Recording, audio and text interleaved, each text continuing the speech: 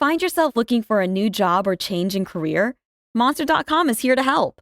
We are not only here to bring you job postings, but also AI interview prep and salary tools, expert career advice, and top-notch resume services. We've got everything you need to land your perfect job fit.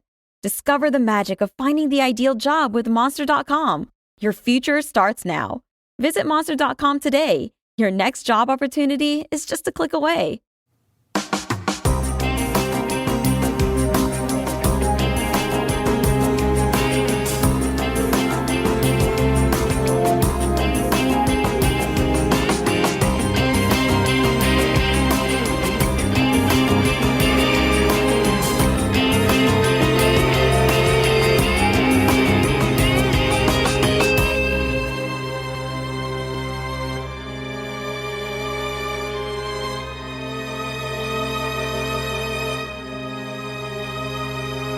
Hello, everyone, and welcome to episode 76 of the True Crime All the Time Unsolved podcast. I'm Mike Ferguson, and with me, as always, is my partner in true crime, Mike Gibson. Gibby, what is the word today? What is going on? Is that the word? What is word going on? Word of the day? I think that's 4 words. The word of the day. Is this like Sesame Street? No, they would never let you on Sesame Street. Why? Ever. I'd be good on Sesame Street. Sesame Street is an educational vehicle for young children. It taught millions of kids how to spell, how to count. It's true. I mean, we would be setting back the educational system by leaps and bounds. Yeah, that's not good. But I don't think we should do that. It's not fair to the kids of America, is what I'm saying. Well, then You'd be funny on it. it would be funny. Would I Put pop you out in of a trash can? We'll put you in a costume. No, that's you and the furries. Don't get me mixed up in that stuff again. I could just use one of the costumes I already have. Is that what Yeah, you're saying? exactly. Oh, man. Yeah, so the word of the day is bubble wrap. Again, 2 words. Bubble, Hyphenated. wrap. It's not hyphenated. Is it 1 word? 2 words. Well, if you don't know. I don't know. Now, I'm correcting you, and then I start doubting myself. All right, I'll go with something more simple. How about water or H2O? Water is definitely 1 word. Yeah. H2O is not a word. No, it's just this scientific, Uh-huh. What is it? No, it's of the water. Did you just mumble something and then say of water? Oh, man. All right. All right. We got a podcast here? We got a podcast to do, my brother. First, we got to do some Patreon shout-outs. Oh, I like Patreon. We had Amy K. Hey, Amy K. Nicholas Est. Est. Yeah, you do that pretty good there. Binky G. Binky G. Yep. That was your one of your Counterpart. rap names. Mine was Mikey G. I know, but then there for a while you went by Binky G. I remember that. I have a binky in my mouth. Yeah, Binky, yeah. Emily Flaws, Ivory Koppel. Yeah. I say it a lot, Got but cool our names. listeners have such cool names. Yeah. Delia Severn. Severn, man. That's just cool. Yeah. Nicole McCarthy, David Paulson, Travis Goodmanson, That's just a mouthful right there, man. Greg Hatch, Jen Lawrence, and I'm not positive, but it might be famed actress Jennifer Lawrence going somewhat incognito as Jen Lawrence. Yeah. Or Not. not. Or it's just another very cool Jen Lawrence. Let's go with that one. Which is most likely. Because she's probably tired of being compared to the other Jen Lawrence all the time. Which is probably why she doesn't put Jennifer. Yeah. Ariel Hogston came out at our highest level. Ariel? Ariel. Like the mermaid? Yeah, I don't know that You watch those shows. I know you do. I've seen every one of them. I have kids. Yeah, but why are they in your personal library? I don't let the kids touch them. Okay. They're collector's editions. Well, you got the bobbleheads and all the other stuff, I got it too. all. Yeah. Shelley Nomi. We know you, Shelley. Anna Paland. Pioned? No, where'd you get that? That's what it sounded like. It sounded like Pion? Pion, like That's French. not even a name. French Guiana. Oh, jeez. This is going to be an episode. I can already tell. I haven't drank anything yet. Kimberly Stiles. Hey, Kimberly, you related to Harry Styles? Susan Hayden. Susan. And it scares me that you know who Harry Styles is. He's somebody famous. Now, don't act like you don't know him now. No, all right, I know who he is. You wearing a T-shirt that says One Direction. And that's up. Kim Pankratz. Hey, Kim. Rachel Percy. Rachel Percy. I have this weird feeling Sounds like we know her. that I butchered a lot of names. You probably did. You should have let me just read them. Oh, yeah. That would have been much better. Now, if we go back into the vault, Gibbs, this week we selected Leanne Abe. Okay. Hey, Leanne. Leanne's been with us a long time. Big supporter. We appreciate that. And then we had a lot of support on PayPal as well. PayPal. We had Joelle Myers. Hey, thanks, Joelle. Ruth Johnson. Ruthie? No. What if she doesn't go by Ruthie? She probably, if she doesn't, she'll be like, oh, Gibbs called me Ruthie. Or she'll be like, I can't believe Gibbs called me Ruthie. Yeah. One or the other. Good old Ruthie, man. Oh, and then you had to call her old. No, I didn't call her old. You just did. I said good old. Good old day. I thought we would get through one without you calling someone old. Ruth knows better. She does. She's great. Allison Thompson. Hey, Allison. Kelly Holiday. Aw, Kelly. Cindy Johns. Hey, Cindy Johns. Ivy Lee. That's a cool name. Ivy. Sounds like could be like a female villain in a superhero movie. That would have been in the movie Batman with Arnold Schwarzenegger. But that was Poison Ivy. Still, no, it was Ivy. Poison Ivy was the one with the other girl where she hit on the dad and it, That was the name of the movie, right? Poison Ivy? Yeah. Hell, I don't know. I don't know either. You're asking me. I don't know why I'm asking you. And then we had Tisha Wells. Hey, Tisha. We had a lot of PayPal support, a lot of Patreon support, and we appreciate it all. We do. The new supporters, the people that continue to support us on Patreon, and the people that continue to support us on PayPal, because a lot of these folks donate on PayPal on a regular basis. Yeah. And it's very much appreciated. And if you're not on Patreon yet, you might want to because we got some good things coming. We have a Patreon-only episode coming up very soon.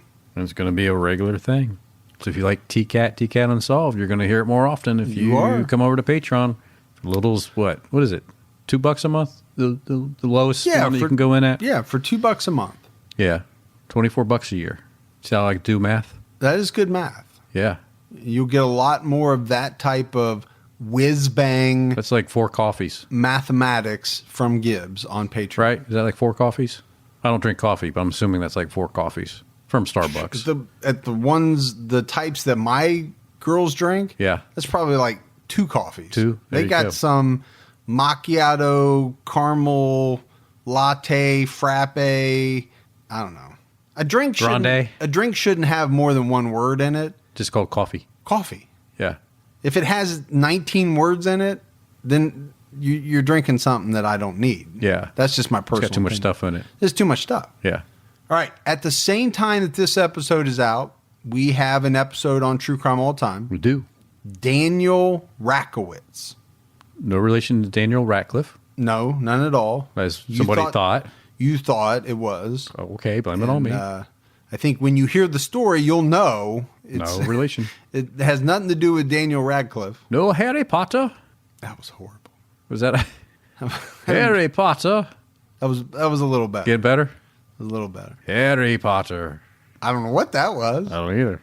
It just sounded like you talking in a different voice, but not a different accent. Oh. Just like a lower register. Is that what it was? Mm-hmm. Or was it? But this is a lesser known case. It is. That, a lot of our fans love. They love those ones that they may not hear on every podcast. Yeah. Can I say this?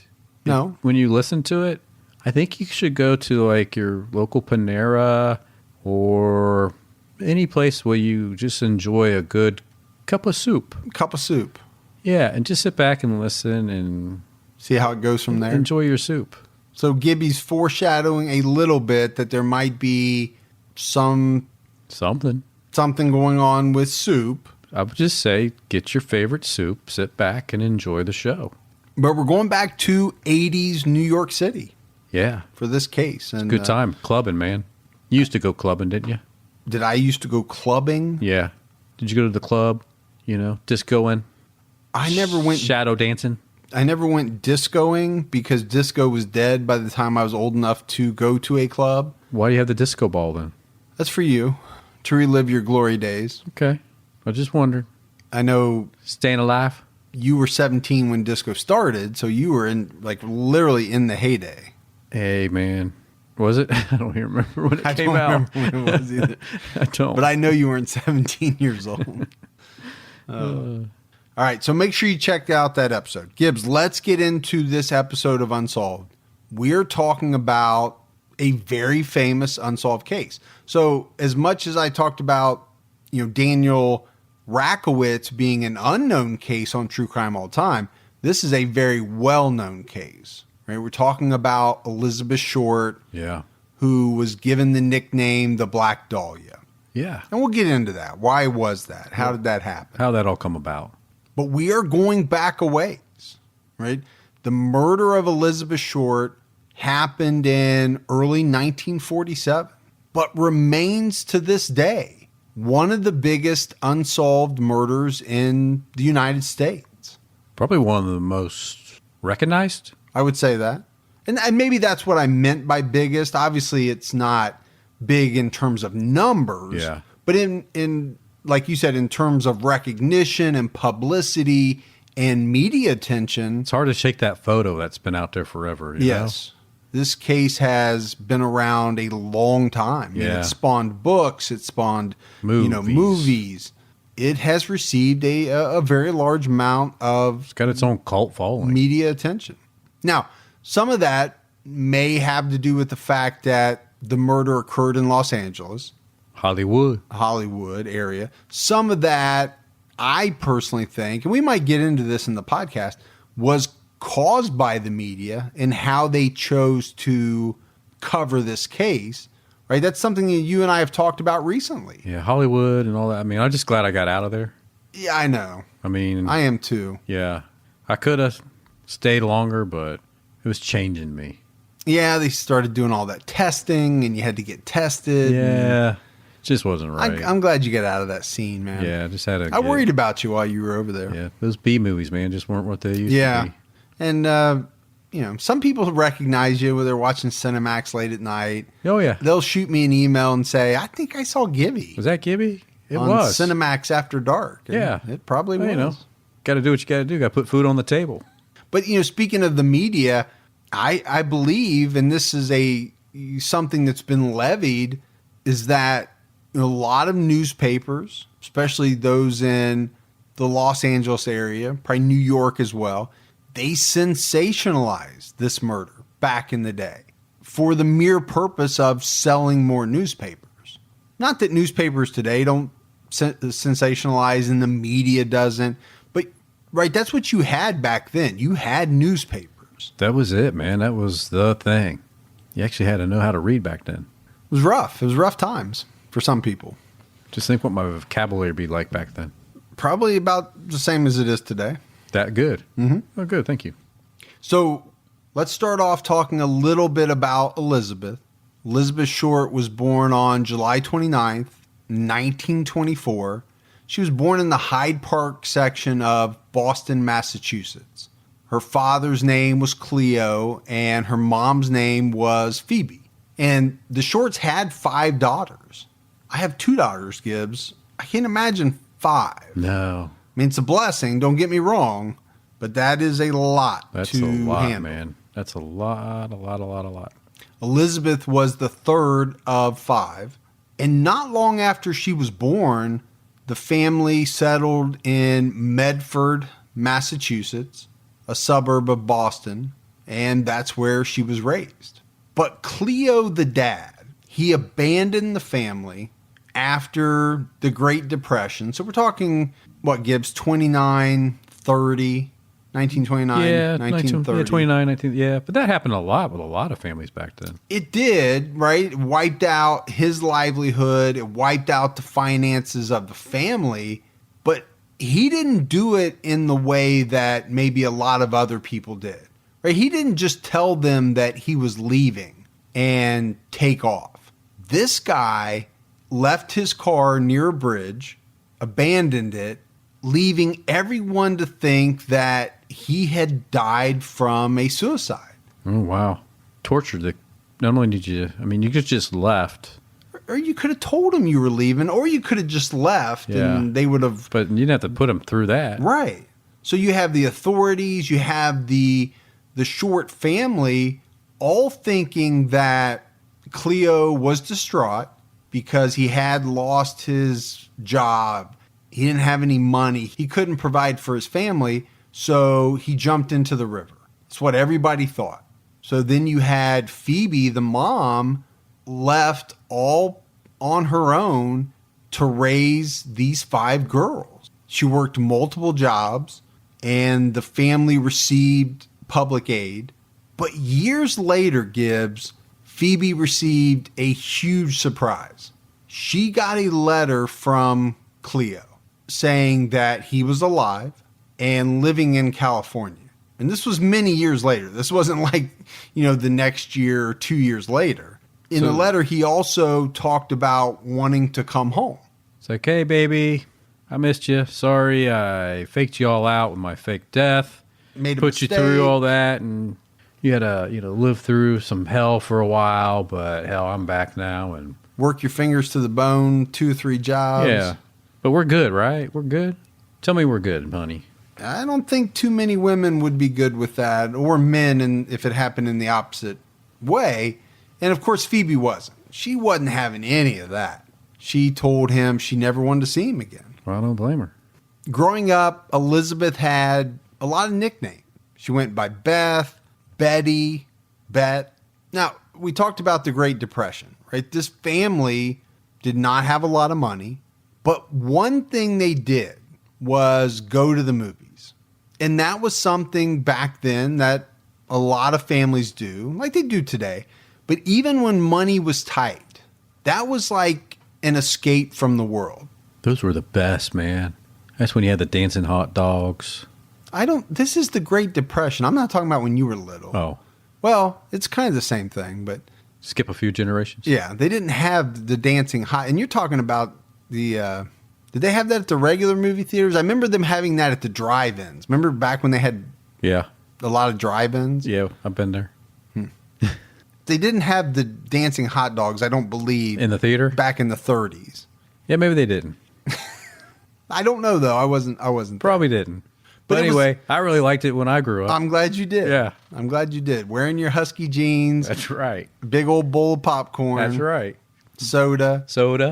Give me my soda. Let's all go to the lobby. That's right. But it was like this escapism, right? The Great Depression was tough. It was very hard for these families. When they could, they would go to the movies. That was, an hour and a half or however long it was. Free air conditioning? Well, that too, if they had air conditioning. Probably not back then. But it was an escape from what was a pretty reality. Tough life. Yeah, from reality. Yeah. Sometimes you just got to get away. Go somewhere where everybody kind of knows your name and just relax. But for Elizabeth, this was not just an escape. This was where her dream of becoming a movie star was born.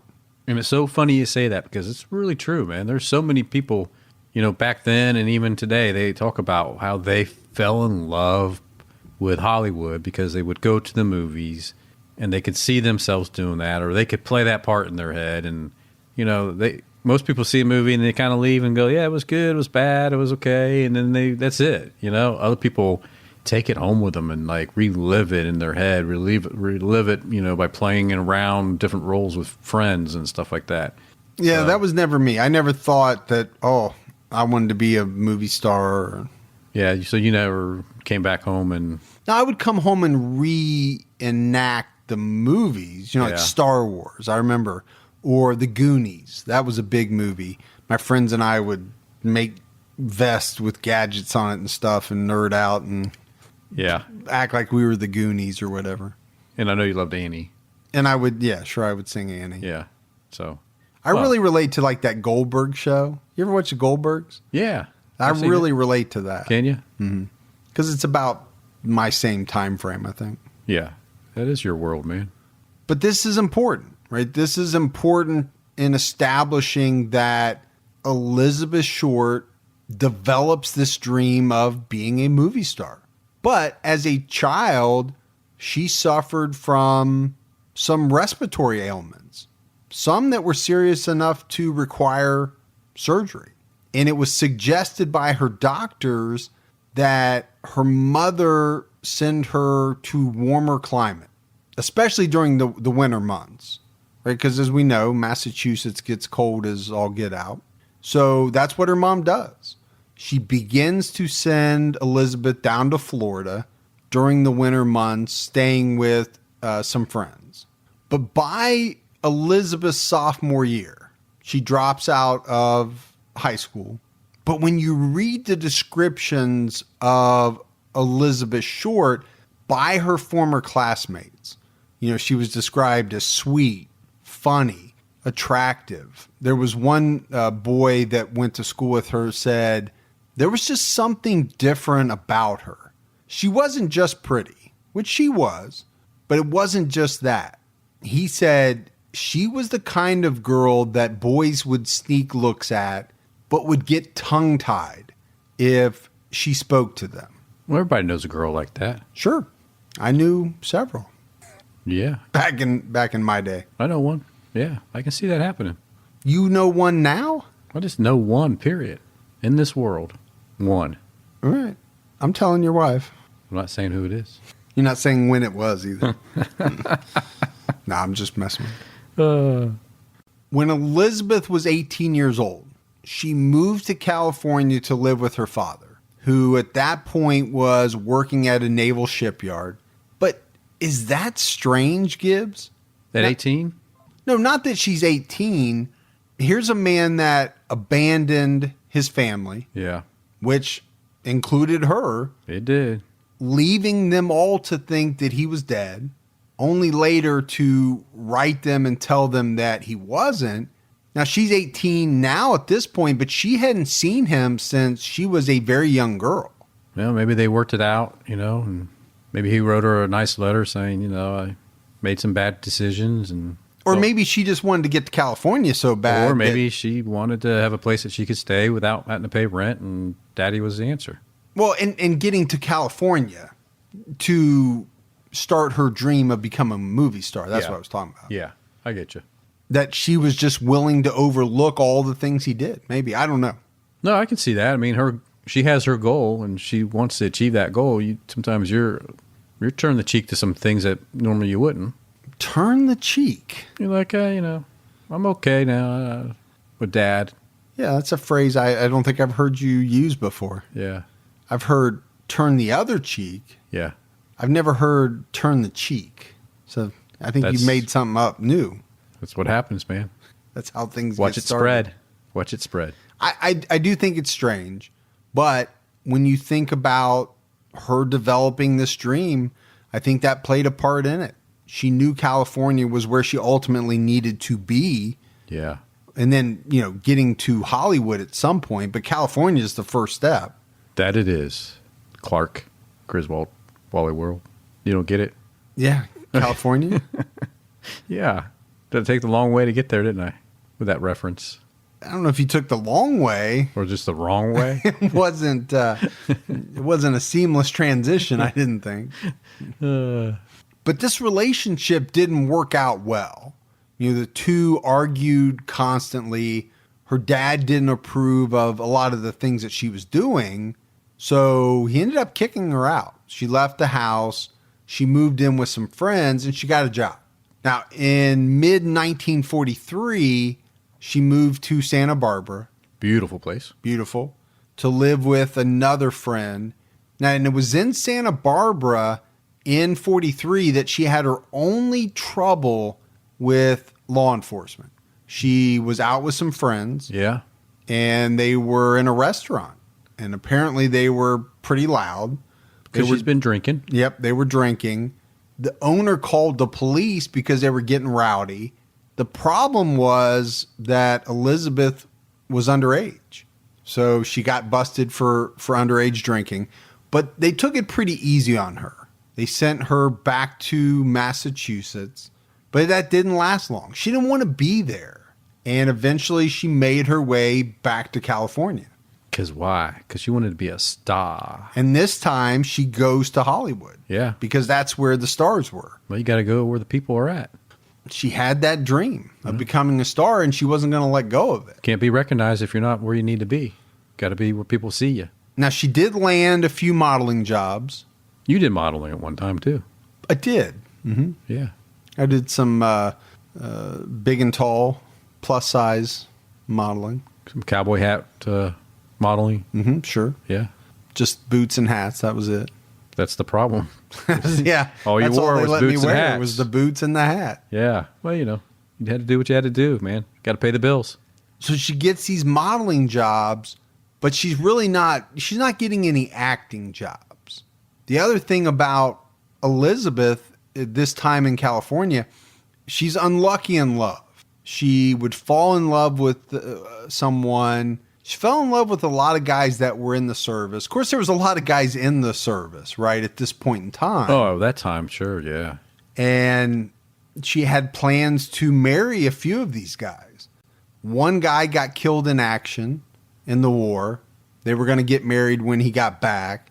And the other guy, one of the other guys, was shipped off to Europe to fight in the war.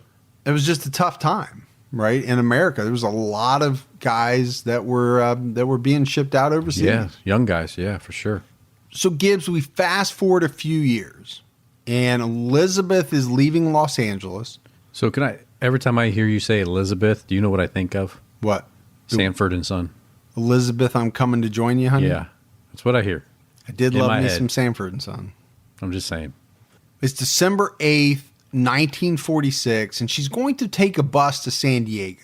She had been staying with a man by the name of Mark Hansen and would later say that before Elizabeth left to go to San Diego on this bus, she was extremely worried about something. I mean, he said that she was crying. She expressed to him that she was scared. So we've got to keep that in mind. Yeah. About what that means. So she goes to San Diego and she meets a woman there that is working at a theater. And the woman actually found Elizabeth asleep inside the theater in one of the seats. And they get to talking. She tells this woman that, she had left Los Angeles, Hollywood. She was having trouble finding a job as an actress, which was her dream. And the one thing that you have to think about is there was an actor strike going on at the time. So only adding to her tough time of, landing her dream job. But this woman, her name was Dorothy, she felt sorry for her. And she allowed her to stay at her mom's house with her for a few days. Now, that's how it started. Elizabeth actually ended up staying there almost a month. Wow. With this girl that she met. So it kind of became friends or something, I would say. And she was doing some housework for them, probably in exchange for them letting her stay there. But she was staying out late at night. She was partying, and she meets a man by the name of Robert Manley. He's actually a salesman from Los Angeles. The problem is he's married. The old married man thing. The old married man. And that's the one correct usage of the term old. Yeah. The old married man. I nailed it. You nailed it. So he's not only is he married, his wife is back home in Los Angeles and she's pregnant. Oh, pregnant old man. Did you just say okay. I take it back. You didn't use it right that time. No, you know what I'm saying. So he's got a wife. She's pregnant, and he is trying to get with this younger girl, Elizabeth. Yeah, right on the side. Yep. Now Manley is later going to say that sure he was attracted to Elizabeth, but would say that they never slept together. They did see each other a few times over a couple of week time span. And eventually, Elizabeth asked him for a ride back to Hollywood. Now, Elizabeth had plans to meet her married sister in Hollywood at the Biltmore Hotel. This is on January 9th. They're back in Los Angeles. She rode back with Manley, and he drives her to the Biltmore and drops her off. Now, what he would later say is that the last time that he saw Elizabeth, she was making a phone call in the hotel lobby. There were also some accounts from employees at the Biltmore that saw Elizabeth Short using the telephone as well. So they're confirming what Manley said. But there's some conflicting reports about, who was the last person or persons to see Elizabeth Short alive. There were some reports that maybe she was seen at this cocktail lounge that was about a half a mile from the Biltmore Hotel. But I think, Gibbs, the LAPD believed that it was Manley and these hotel employees that were the last to see Elizabeth Short alive. So last seen on January 9th, 1947, most likely inside the Biltmore, Elizabeth Short's body would not be found until January 15th. It's almost a full week, Gibbs. And it's found by a woman named Betty Bersinger.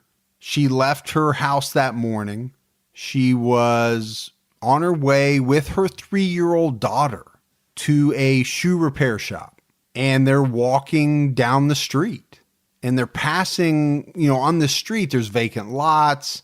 You have to think about World War II, right? So many people were sent overseas to fight. Development slowed significantly. They weren't building a lot of housing. No, because up until that point, raw material was being used for overseas, for the efforts for the war. A lot of the factories were reworked, converted, yeah, to do things for the military, the government. So, a lot of things had to change to go back, and it takes a while, when all that happens. So the war had ended by this time, but to your point, it takes a while for construction to ramp back up. It had started, but you still had a lot of vacant lots.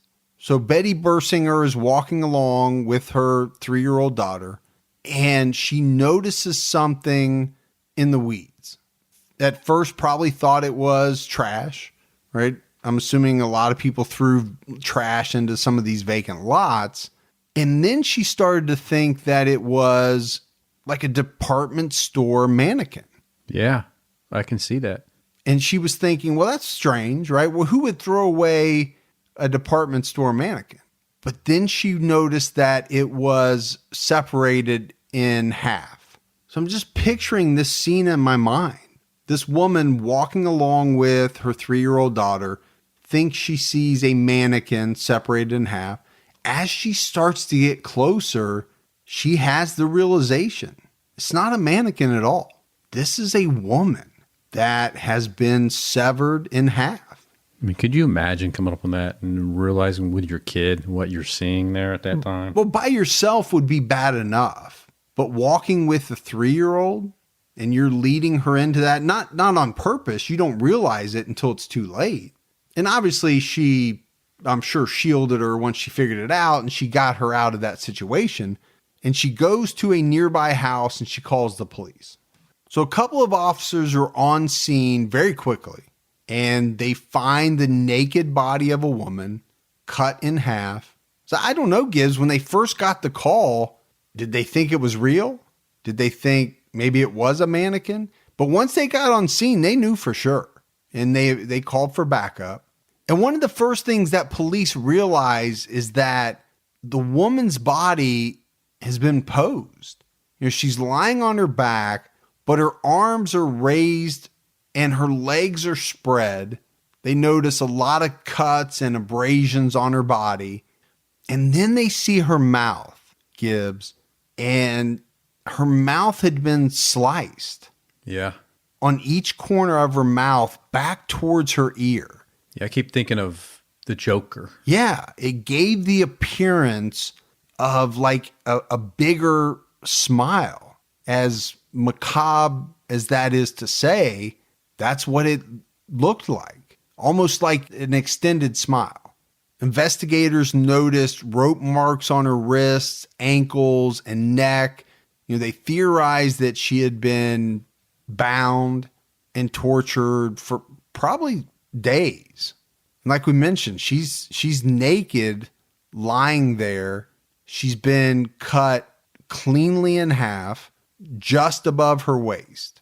And it was said that the lower half of her body was about a foot away from the upper half. Now, a couple of other things that they determined. There was no blood on her body. There was no blood on the grass, either, around her, underneath her. Eventually, they're going to figure out that this body had been drained of blood, all blood. So I think it was pretty easy for investigators to figure out that she was not killed at this spot, right? There would have been blood. She was killed somewhere else, drained of blood. She was washed. She was cleaned. And then someone dumped her in this vacant lot, probably late at night. It was described that her skin was very white, extremely white. I mean, I would say pale. Yeah, pale, like very pale. Yeah, pasty-ish kind of. Which, if you don't have any blood in you at all. I mean, I've been at the hospital before where somebody looks like they're about ready to pass out, and they get that look where all the blood's been drawn from their system, Looks like their blood is like pooled, drawn from them, and their blood pressure drops, and that's, heart rate goes up, they pass out, whatever. And so I just imagine her skin looked like that, but even worse. Well, completely. Yeah. Because the people that you're describing, they still have a lot of blood in them. Yeah, they still had the blood in them, but still, it's just... it's drained from their face, yes, or something like that. Scary. And it goes, you go back to this woman that found the body thinking it was a mannequin. Well, that's probably why she thought it was. One, because from at least some distance, it wouldn't look like a human body. Wouldn't have the color that you would think of when you think of a human body. Yeah, you're exactly right. Medical examiners would determine that Elizabeth Short had been dead for about 10 hours prior to when she was discovered, which put her time of death sometime the night before, the evening of January 14th. So while police are at the scene, Gibbs, there is all kinds of people there.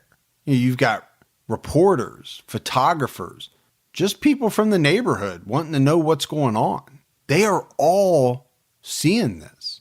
And there was some indication that people were trampling the crime scene, possibly destroying evidence before they could get this thing under control.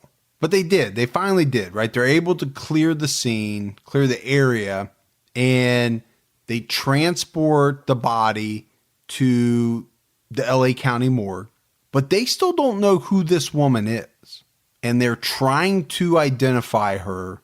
They take her fingerprints, but there's no big database, right? In 1947, where they can, in a matter of minutes, know who she is. I mean, these things have to be sent to the FBI headquarters in Washington. But there's a problem with that, because there are some major winter storms going on that are going to hamper or delay, getting these fingerprints to Washington. Could take a week or more. They don't want to wait that long, right? That's a blow to the investigation. The longer it takes to identify the victim, well, how do you start investigating it until you know who she is? That's true. Makes it tough. So one of the local newspapers steps in to help because they had recently purchased this brand new technology, and it was called a sound photo machine. I've never heard of this before, Gibbs. I don't know if you have. You probably used one back in the day. Maybe. But it was kind of like a fax machine in some way, because they were able to transmit these fingerprints to the FBI using this sound photo machine. They enlarged them to like 8 by 10 so that the FBI could read them. And this is how they figured out that the victim was 22-year-old Elizabeth Short. And Gibbs, I talked in the beginning about how the newspapers sensationalized this murder. And newspapers, back then, they would do anything to get the scoop or to sell more papers. And the same newspaper that helped with the sound photo machine in identifying Elizabeth Short, this was a newspaper that was owned by William Randolph Hearst, and he was notorious back in the day for doing whatever he had to do to sell newspapers. And he had the money to do it. He was a very rich guy, and he actually made a deal with the LAPD. And this deal was that the newspaper would turn over to the police department anything they found in exchange for getting exclusive information that the police department uncovered so that they could be the first one to break the story. But what is so unethical, what comes out is that the newspaper assigned someone to locate Elizabeth Short's mother, Phoebe, back in Massachusetts. Now, this person was supposed to tell her that her daughter was dead. Now, why the local police didn't do that, I have no idea. Yeah, I'm surprised, too, that they didn't take that course of action. I mean, that's how it would work today. Yeah. But this reporter that was assigned to do this job, he wanted to get as much information on Elizabeth Short for the good of the paper before he told her mother that she was dead. Because as soon as they tell Phoebe that Elizabeth is dead, she's going to shut down, right? She's going to be in shock. She's going to be in tears. She's not going to be willing to talk about Elizabeth to a paper. So they come up with this idea that they're going to tell Phoebe that Elizabeth has won a beauty contest in California, Los Angeles, and Phoebe was thrilled about this. So she was giving out all kinds of information to this reporter about her daughter, Elizabeth. She was telling him everything that he wanted to know. And it wasn't until he got all of the information that he wanted that he told her he lied. Her daughter was actually dead. What a piece of shit. How horrible is that? Seriously. Just to sell newspapers, you're going to put a mother through that. So after he lied to her, she didn't believe him. She didn't know what to believe. And it was then that LAPD had to contact the local police to go out. But again, I don't know why they didn't do that in the first place, other than I think Hearst, with his money, beat him to the punch. I think that was probably the plan all along, but he got a guy, out there first before they could get it done. Well, sure he did. He's got all the money, man. Yep. The autopsy on Elizabeth Short was performed on January 16th by the Los Angeles County coroner, and it listed Elizabeth as 5 feet 5 inches tall. It listed her weight at 115 pounds. It said she had light blue eyes, brown hair, and badly decayed teeth. But I don't know that that's very strange, right? For back then? For back then. Growing up in the Great Depression, going to see a dentist was probably not at the top of the list. Probably not. Probably pretty low, I would think. It also noted the ligature marks that we talked about on her ankles, her wrists, and her neck. The autopsy noted lacerations on the right forearm, the left upper arm, and the lower left side of the chest. But the autopsy also noted that a portion of her right breast had been removed. And then it gets into some very specific details, Gibbs, about, the fact that her body had been cut between the second and third lumbar vertebrae, but they could tell that it happened post-mortem. The cuts that we talked about on each side of her mouth, they measured those.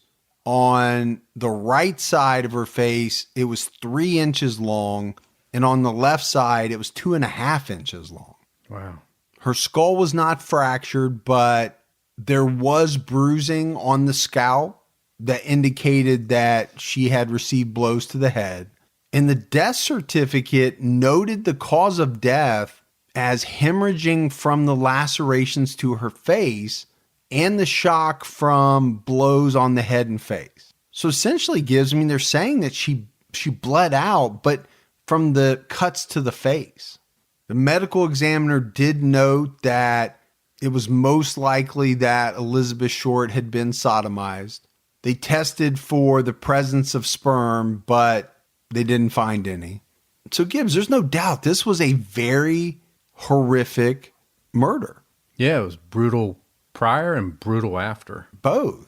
Yeah. And maybe that is also part of the reason why, this case has received so much attention over the years.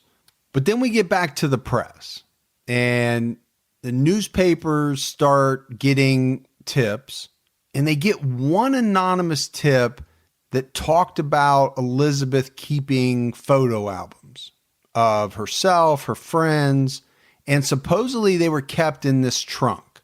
But no one could find the trunk. But the newspaper goes all out in an effort to find it, and they find it at a Greyhound bus station in downtown LA. And inside this trunk, there's all these photographs of Elizabeth, her friends, her lovers, and the newspapers use these photos in all of their articles. And it's on January 17th that the paper refers to Elizabeth Short as the Black Dahlia. And this was the name that she's going to be known as forever. And there's definitely been some conjecture as to where the Black Dahlia name came from. But I think the consensus is that the name came from reporters digging into Elizabeth Short's past, and they found out that she frequented a drugstore in Long Beach, and it was there that customers called her the Black Dahlia. And it was a joke in reference to this movie called The Blue Dahlia, which had come out within a year prior to her death. So it was a reporter that dug this information up and used it in the paper, and it stuck. And then all the other papers started, using it as well. So Gibbs, big case. It's going to be a two-parter, has to be. Well, it has to be. Yeah, there's just so much detail. Yeah, we still got the investigation. We have the suspects. That'll be in part 2. But so that's it for part 1 of the Black Dahlia. But we have some voicemails. Let's do voicemails. You want to do those? Maybe they'd be cheery. Hopefully, because this has been pretty dark. Yeah. Hey, Mike Gibby and Mike Ferguson. I just wanted to let you guys know that you guys do a good job on your podcast, and it's actually one of the first ones I ever started listening to, and I listen to both true crime all the time and unsolved. And I'm from Terre Haute, Indiana. Not too far from you guys, but I got a case you could think about doing. It's in Terre Haute. It's a while back. His name is Ben Middlefield. And what's crazy, this guy did some crazy things, and he lived right next door to my dad, which is kind of crazy. I mean, now the house is tore down and stuff, but it's a small case, not very well known, but yeah, pretty crazy. And but yeah, you guys are doing a good job, and stay safe and keep your own time ticking. Well, we appreciate those kind words. Yeah. Terre Haute's not that far. I've never heard anybody refer to it as TH. TH, man. Have you ever heard that? No. I have not. But now we do. Now we know. Someone says, hey, I'm going to TH this weekend. They're going to Terre Haute. We're going to go to Terre Haute. Hi, Mike and Gibby. This is Ruth Johnson in Minnesota, and I just want to tell you how much I love your podcast. And in fact, I'm listening to it right now as I'm doing some overtime at work, and would like to make a suggestion for an episode, which would be the Elizabeth Congdon murders, which occurred in Duluth, Minnesota. And I just want to tell you, you guys are doing a great job. Keep it up and keep your own time ticking. TCAT's great for overtime. It is, especially if you're in Minnesota. You know, what was funny about that is didn't hear the accent at all until she said the word Minnesota. Minnesota. And then I heard it. Yeah. But in all the other words, I didn't hear it. Saskatchewan, Minnesota. It's all the same. It's all the same to you. Yeah. It's that same geographical location. But we're getting some really good Case suggestions. Love it. I actually looked that one up after I heard the voicemail. Yeah. And it's a good one. Yeah, good. We'll have to put that on. Thank you. Hi, Mike. Hi, Gibby. This is Tina from Austin, Texas. I wanted to thank both of you for providing me with hours and hours of entertainment on my commute to and from work. You guys make difficult subjects very entertaining, and that's a true gift, and I appreciate that very, very much. I have a request. There is a true crime case that is unsolved. I've been following it since the beginning, and I have not heard you guys cover it, so I wanted to suggest it. It is a case of a couple that went missing in New Jersey. Their names are Diane Imbo and Richard Patrone. Again, this probably is the first thing that got me interested in true crime many years ago, about 15 or so, and I would love to see you guys tackle that. So again, thanks for everything that you do, and stay safe. Keep your own time ticking. Another great suggestion. Yeah, all the way from Texas. You writing all these down, Gibbs? It's all up here, man. Oh, it's all up there? Yeah. In the supercomputer? And the supercomputer programmed. Gibbs like, I don't need to write nothing down. I got it. I have photographic memory. Yeah. Even though you didn't see it. But I got it. You heard it. I heard it. What's it called when you hear things and you remember? Just memory. Just memory. Hi guys, my name is Dawn Erickson and I'm from the Chicagoland area. Just started listening to you guys a few weeks ago. But I've listened to several and I've really enjoyed them and I really wanted to let you know. But I also had a suggestion for someone. How about Robert Blake? I looked through, I didn't see that you guys had done him yet. I thought that would be interesting. That's all, just wanted to say, hey, thanks for entertaining me at work all day and I'll keep listening. Bye. All right, awesome voicemail, and you're in luck because we did do the Robert Blake case. We did. On Unsolved, but it's titled, the reason why you're not seeing it, it's titled Bonnie Lee Bakley. Yeah. Check it out. Check it out. It's good. Hi, Mike and Gibby. This is Tamara calling you from Atlanta. I just wanted to give you guys a quick call and let you know I actually watched The Staircase on Netflix, obviously the Michael Peterson case and everything. And I found it real interesting because, I don't know, part of me thinks that he didn't do it because they seem to have such a loving relationship, but then sometimes I think maybe he did. But anyway, just a thought, just wanted to share that with you guys. And anyway, happy 4th of July, and I hope you guys are doing great. Thanks a lot. Bye-bye. All right. Love it when Tamara calls. Yeah, appreciate that. So, happy 4th of July. Yeah. That is good. Now, The Staircase. The Staircase. I think it divides a lot of people. I mean, the case in general, I think, divides, but I think especially The Staircase. And this happens with a lot of documentaries, I think. Yeah. When they're told primarily from one side. Sure. Yeah. Which was the case. Yeah, The Staircase is mostly told from the side of the defendant. The defendant. Yeah. You got some of that with Making a Murderer as well. Typically massage it one way or the other. It does. Yeah. I mean, the same kind of holds true for Making a Murderer, and there's some other ones out there. But that case in general, it divides a lot of people. There are a lot of people that think he's guilty. There are a lot of people that think he's not guilty. And we chose to do it on Unsolved because technically he is guilty because of the Alford plea. But it's almost still like it was never, it's not like a jury said. Right. Never finalized. Yeah. It's just, I don't know. With that Alfred, you don't get the finality of it. Yeah.